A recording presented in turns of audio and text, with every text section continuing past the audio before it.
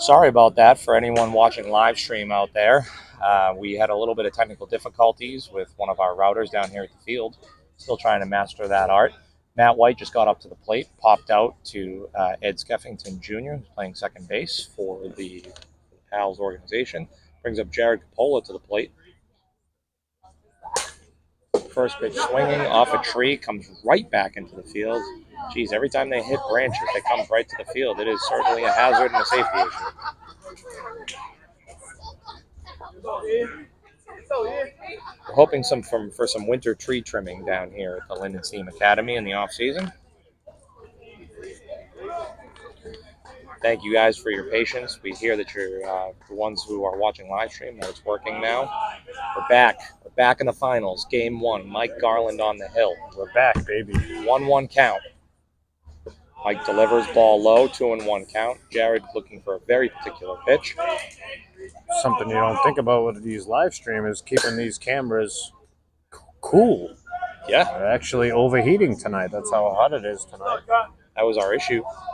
We actually were having issues with Wi-Fi quality in terms of distance, being able to help some of our camera phones, but literally the Wi-Fi router was too hot to function.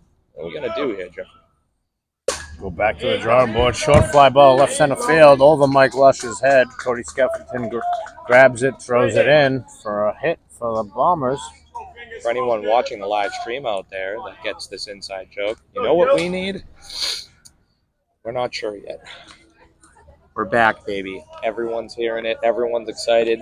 Shout out Eric Scola, who's part of the commissioner's office, allegedly, and is one of our co-anchors here. Couldn't make it down to the field tonight because he's a full-time dad.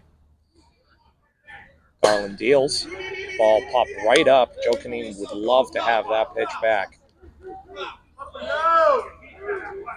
Two dead here in the bottom of the fifth, I believe it is. We're just getting our bearings here back, ladies. Definitely not bottom of the fifth. There's Pals of the home team here, Timmy. Yeah, that would be not make any sense at all. That's why he's the commissioner and I'm not. Ball delivered inside. Brandon Collins, the last batter in the Bombers order, takes a pitch inside. Wow, that is a very close call. Mike Garland, a.k.a. Buff, looking for a strike call there, 2-0. Ball outside, 3-0. Mike shaking his head because he needs a strike. Deals, gets it there. Hate to throw extra pitches. Foul tipped into the mitt for the second strike. Full count. Garland coming all the way back here against Brandon Collins. Deals. Strike 3 to end the inning. That doesn't motivate you. I do not know what does.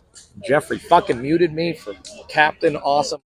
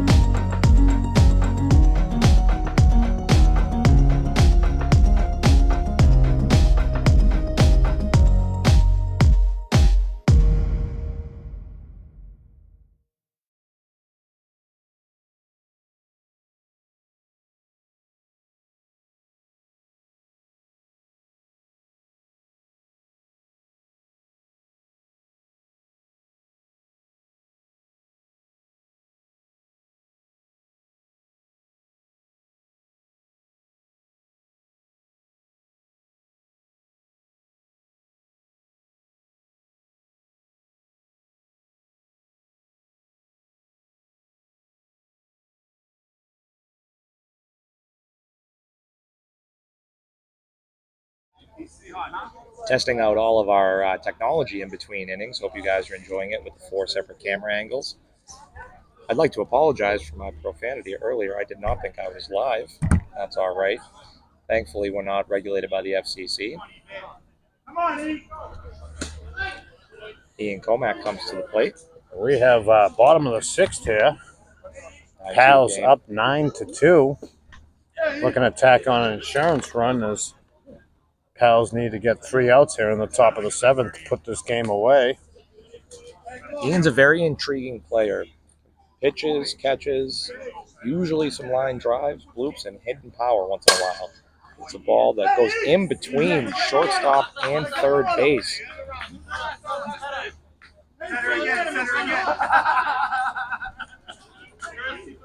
A lot of jokes being exchanged in the Pals lineup because Danny Senapani keeps getting himself out.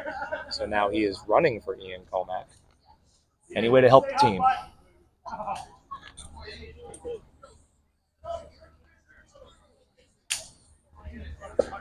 All outside. This looks to be Sean O'Brien being subbed into the game. Left-handed batter. I think he got subbed in for Sean McGrath. Sean McGrath has now come out of the game dealing with an injury from the semifinals of last week. He's been just hitting for them.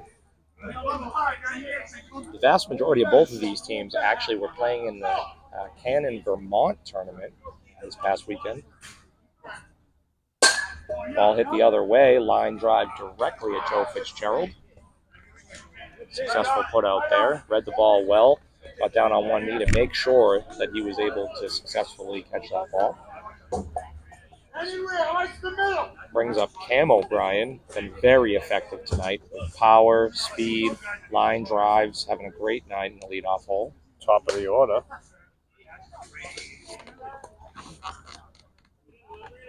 Keith Zooey deals. All low.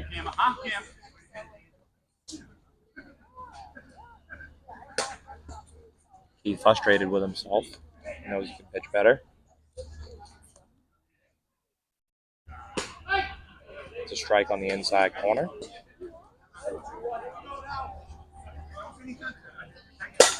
Ball hit in the air.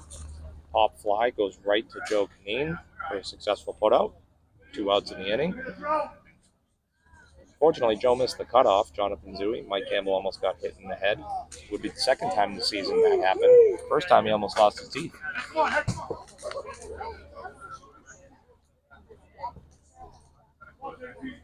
They'll bring up J.P. Railing, 2-hitter for Pals. Ball on the outside corner called a strike. He just hit the top diamond of the plate. Zooey deals. Ball ripped to Campbell. Throws it to first baseman Matt White for the 3rd out of the inning. That'll end the 6th inning, and now the Bombers are coming up with their last at-bats. If they can't at least tie this game up, it's 9-2, and we'll be back.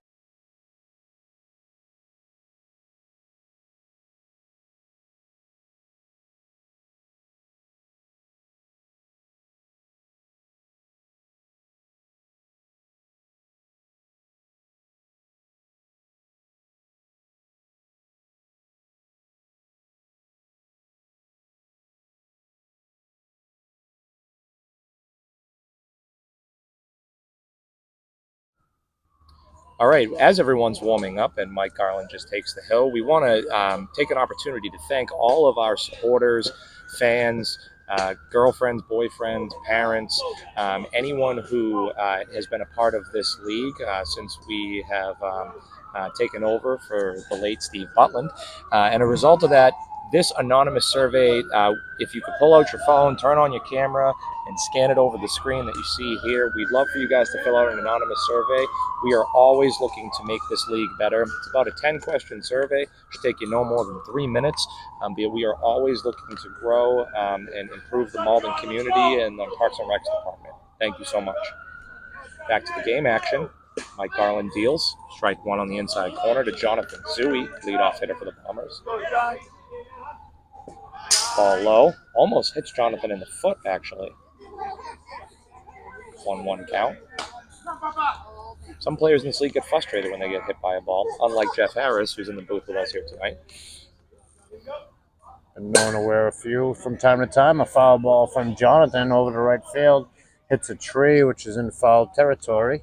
For the audience out there who didn't know, Jeff actually plays in 5 different leagues, including a baseball league, and has one of the largest elbow pads I've ever seen in my life. And that also includes what I am convinced is a piece of hockey equipment. After fouling that off, back to the game action, Garland deals.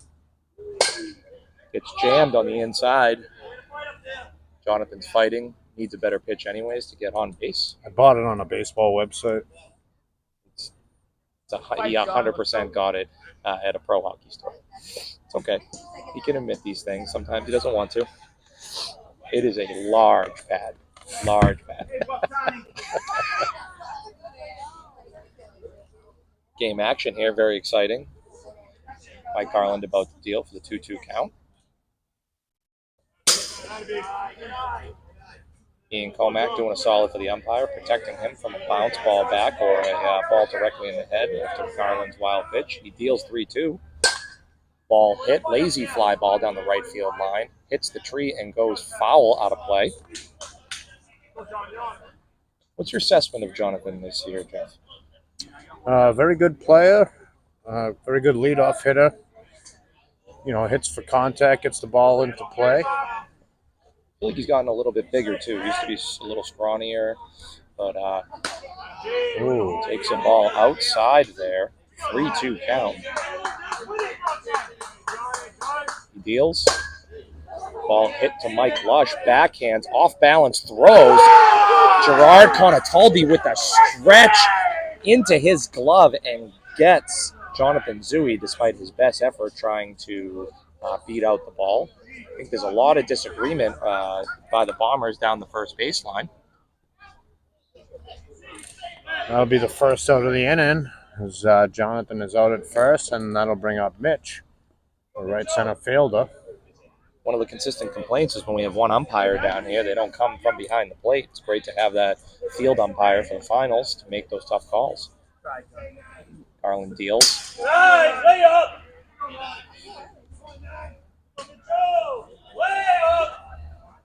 Jonathan more and more confident in himself, chirping at Garland a little bit. Ball on the inside corner. You don't want to get pals going, especially when they have a lead. Mitchell up to the plate. Ball low. Mitch Zui really could use a hit here. Lead his Bombers team. Swings and misses. 2 strikes on Mitchell. Still complaining about the strikes. Understandably. Outside corner pitch by Garland. Sets up and swings. It's unfortunate to see Mitchell in that situation, clearly frustrated by the at-bat. He took it to that pitch where he clearly swung at a pitch outside. 2 down in the inning. Mike Campbell comes to the plate.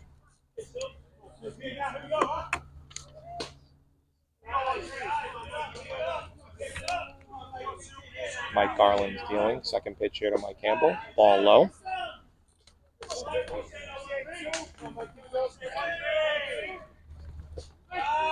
Low strike. Campbell did not like that call, but he's on to the next one, looking for a better pitch. 2 outs here in the inning. Garland deals.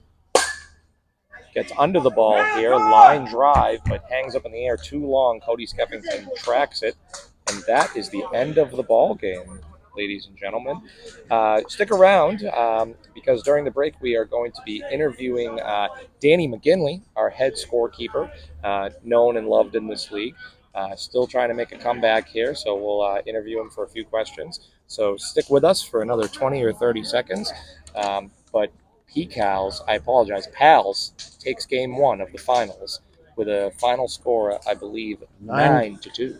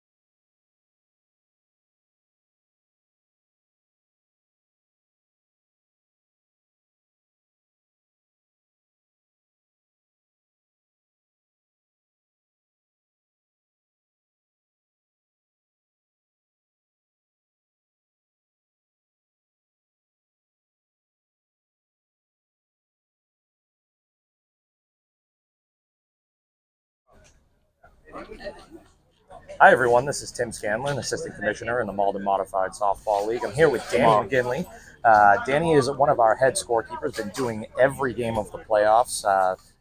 Man of many myths, legends, has a lot of history in this league. Danny, I just wanted to ask you, what do you think about the game tonight? What do you give a little analysis as a scorekeeper? Well, the champs showed up to play. I mean, that's why they're the champs, you know what I mean? They hit the ball. They got great pitching, great fielding. They talk. And that's why you got to beat them. They're not going to beat themselves, so you don't show up and play. You're just going to go home. Arguably the two best pitchers in this league head-to-head No between doubt. Mike Garland and Keith Zui. Absolutely. Can you analyze their performances tonight? Mikey really had it going. Mikey was just pouring the ball. His changeup was great. Fastball was really moving around. I mean, I was trying to keep an eye on it. Keith threw his game, a couple of tough plays in the first inning.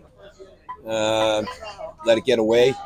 But overall, both of them just threw hard. They kept firing. They didn't give up, and the best pitcher won at the end of the night. Absolutely. One last question for you here. I don't want to take too much of your time, but first time you're being interviewed. You've been a long-time supporter in this league since Jeff and I have really done as much as we possibly can to make it as great as possible.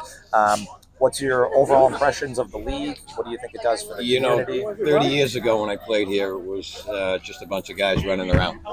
Now it's a bunch of guys running around with a lot of guys around them giving them support. You guys are doing a fabulous job. I mean, just look at this. You've got live cameras, live feeds. Guys have their stats. They know what they're doing, and put a little more energy in the league than it was a long time ago. Right now, guys come down here to play, and they want to win. Years ago, they wanted to win, but they came down to play. So I really think it's evolved over the last 25 years into a league that hopefully some more teams will join and make it more competitive. But it's always a pleasure.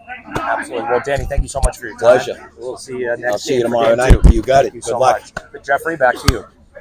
All right, great job, Timmy and Danny, and that'll do it for tonight. And thank you everybody for watching. This is game one of the finals is over, and we'll see you tomorrow night for game two.